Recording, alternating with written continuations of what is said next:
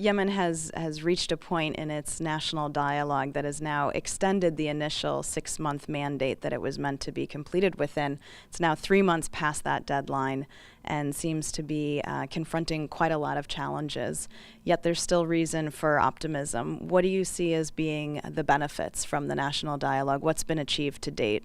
You're right. We are, behind schedule, and but I think the nature of the dialogue itself is difficult process.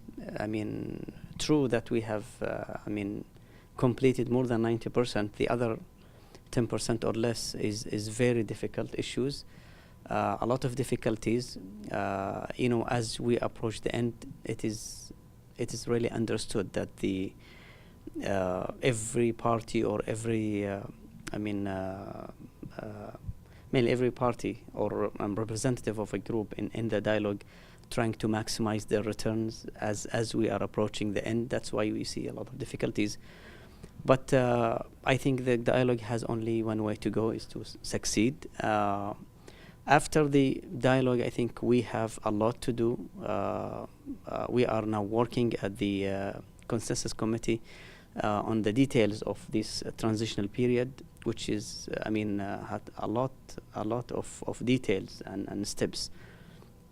So I'm quite, optimistic that things will move, although difficult, but we are moving forward. Previous dialogues in Yemen have been mostly dialogues between elites. This is the first time in the country's history that we have such an inclusive process that included all the political parties and movements, north and south, women, youth, civil society.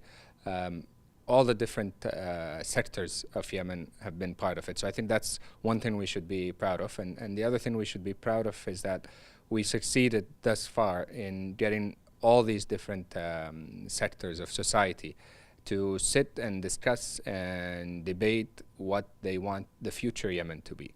And so what we have achieved in the dialogue is basically a blueprint for the new Yemen that everyone is in agreement on. As has been mentioned, we haven't reached 100% agreement, but almost over 90% is agreed on. And so the remaining points will be agreed on, I'm sure. And at that point, we can all celebrate that we have at least agreed in principle on a blueprint for the new Yemen. And then the new stage of implementation will start, and that requires more efforts from us. I think the national dialogue will move forward one way or another, and will conclude one way or another. But the real question is whether we can sell the outcomes of the national dialogue to people at large. But I think the real key and the real challenge of what needs to happen next is how to sell it to the people in the south, because that's where most resistance to the outcomes of the national dialogue is at this point. And so to move to the next steps, I think the first thing we should be doing after the conclusion of the dialogue is working on selling it to the people in the south and making sure that they are on board with these outcomes.